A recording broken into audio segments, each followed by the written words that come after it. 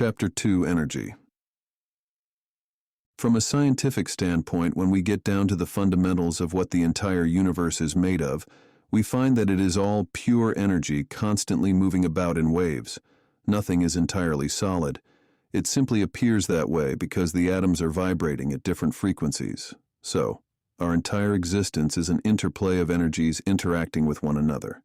We may call something solid, but ultimately it isn't.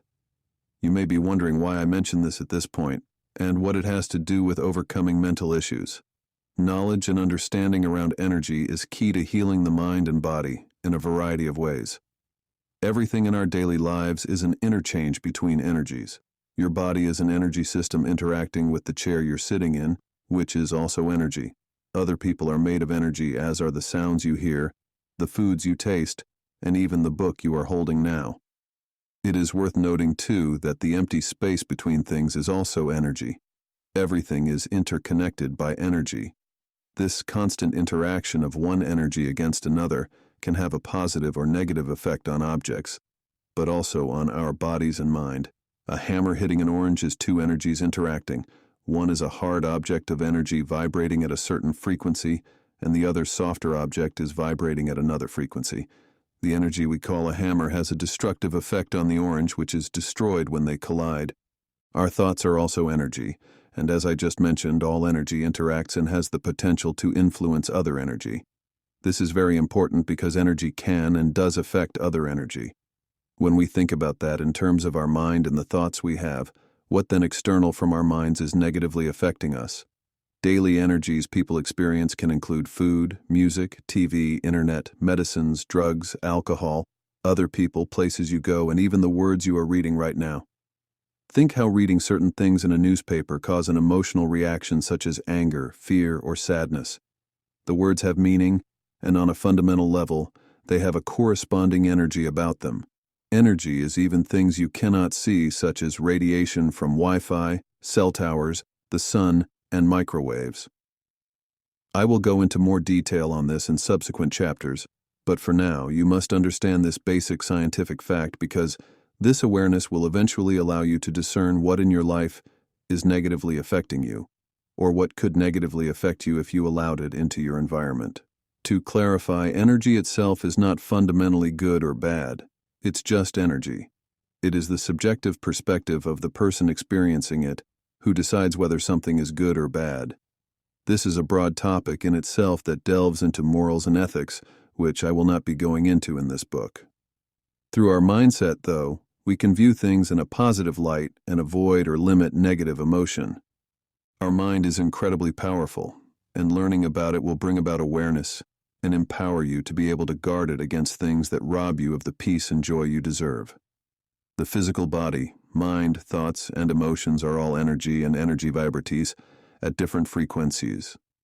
This means that there are different levels of energy based on the frequency of its vibration. Higher and faster frequency vibrations have a positive and uplifting effect, such as happiness and joy, where lower and slower frequencies can be experienced as anger, anxiety, and depression. Knowing how energy can have a positive or negative effect, it is crucial that you now understand how external energy can affect your body and mind. Therefore, you must use wisdom in limiting or eradicating as much of the negative energies that influence your life, especially when you are already experiencing mental disharmony within. By learning to embrace uplifting energies, such as healthy food, pleasant environments, positive relations with others, and positive music, we are assisting our minds greatly in overcoming its negative tendencies. If you allow yourself to be exposed to a lot of negative junk constantly throughout the day with no counterbalance of positivity, your mind will only be filled with more negativity. This will then strengthen existing negative thought patterns and potentially create new ones. Our entire lives are very much in a constant tug-of-war of consciousness. In many people, there is a battlefield within their mind, and they feel a victim of circumstances. The result of this is a corresponding undesirable emotional experience. For those struggling with this battle within, it is prudent to be aware how external factors may be adding to this battle. I have personally experienced chaos of the mind, and I realized how being exposed to certain things affected this state even more so. Coming back to understanding energy, I am hoping you are starting to see that all energy is influencing other energy to varying degrees all the time. You know that the vibration and frequency of energy can have a positive or negative effect. With this awareness, you can then be on guard to anything that disturbs your energy system and then avoid it. Avoidance is one method of removing negative energetic aspects from your life. However, this is not always possible or practical to do. The other method to apply in the understanding of energy is to raise your own vibration and frequency. There are different reasons and methods to do this. Firstly, to explain a little more about how energy works, like energy attracts like energy, or like frequencies attract like frequencies. This is a universal law called the law of attraction. It is simple to see this in the world. You may notice certain groups of people who attract and are attracted to other types of people very much like themselves. It may be more than interests, too. It may be a mindset about how they look at the world and life and even feel about themselves. Often successful business people attract similar people in their lives. People who are thieves attract similar people into their lives. If you visit nightclubs, then there will be people there who attract and are attracted to other nightclub goers. In one experiment conducted, 2 tuning forks of the same key were placed in a room. One fork was struck, and the fork on the other side of the table began to vibrate because they are attuned to the same key, frequency. We are the same. If you notice you keep attracting unfavorable people and situations in your life, it is because you are attracting that aspect that is within yourself in some way. Perhaps it's a personal belief you have about yourself within the deepest recesses of your mind. If you clear that up within the mind, things will change inside and out, and you will then attract similar energies towards you. Thoughts are vibrational frequencies of energy that attract like vibrational frequencies of energy. You will see this show up in your life over time if you keep thinking a certain way. It could be positive or negative, a viewpoint about yourself or others, or about life in general. The flip side of this is that there is also the repelling of energies that are unlike one another. This can often be felt in a social setting where you don't click or connect with other people at a gathering. It is not just people either. You may desire something in your life, yet it always seems unobtainable. All things are possible. There is something within your belief system about yourself that is emitting this counter vibration, outwardly repelling that which you desire. It is better to equip our minds and bodies with the ability to live in a higher frequency than to simply avoid people and places that have a lower vibration or frequency. To do this is to practice managing our emotions and our thinking in a healthy manner. Healthy thinking is generally positive thinking.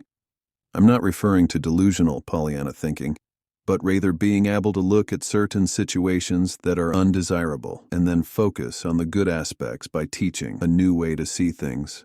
This is called psychological reframing. By learning how to do this, you will raise your consciousness above the condition and not be affected by it. It is important to do this to keep your energy vibrating high, and through practice, you will cultivate a healthier mindset and a more peaceful life. To increase your vibration, there are various things you can do. Avoidance of things, people, and places that bring you down is one aspect. It's even better if you can add positive elements to your life through cultivating healthy thoughts and emotions. Exercise by walking or do more active things. Eating healthy food, listening to uplifting music, burning a fragrant candle, incense or oil that you like the smell of, taking pride in your appearance by bathing daily, taking time to style your hair, wearing nice clothes, and anything that makes you feel good about yourself. Remember, all of these suggestions have corresponding energy about them and will affect your energy, mood, in a positive way. You can use as many things as you like to assist you in feeling good. Use what you can to uplift yourself and be grateful for those things as you do them or use them. I have personally experienced my life changing after I adopted more positive things in my life. Even things like listening to happy-sounding classical music was challenging at first due to my melancholic state of mind. As I persevered, by making new choices for something new and uplifting and sticking with those choices no matter how it felt, I was training my mind to change, and in time it has. I was resistant to it because my thought frequencies were not in alignment with happy music, so it was unappealing at first. This is only one small detail, but by choosing new and better energies, so to speak, I literally changed me. Through this, I discovered that I, or anyone, can change themselves by simply making better choices towards better energies in their daily lives. I once enjoyed heavy metal, but now it is unappealing to me and I prefer happy-sounding classical piano. These are simply changes in taste. I am thinking and feeling in a higher energy frequency of mind. It naturally happens by making better choices around the energy you have in your life. Practice. As soon as you get out of bed in the morning, walk in place with big arm swings, and by raising your legs high on each step, as loud as you can say, "I am walking into a day of joy and good things, and I am grateful for that." Really think about the words you are saying. Put your full attention on them. Keep repeating this over and over again and attempt each time to say it with as much enthusiasm as you can muster. Do this for a minute or two. You may find that while undertaking this exercise, thoughts may come up about how silly this is. That is your mind trying to get you to avoid the unknown, even if the unknown is a better place to be than the state you're currently in. Ignore it as best you can and keep your focus on the exercise. Eventually, any negative thoughts about this practice will subside. As you read this book, it will all make greater sense. It is also a good practice to make your bed each day if you have not been doing so. As you make your bed, say aloud or in your head, "At first I make my bed, then I make up my mind to have a great day." If you're experiencing depression, this all could prove to be challenging. Yet no matter how small the effort, even if you feel it's not helping, if you keep doing it daily, then it will help over time. Make starting your day with this mindset a daily ritual or practice.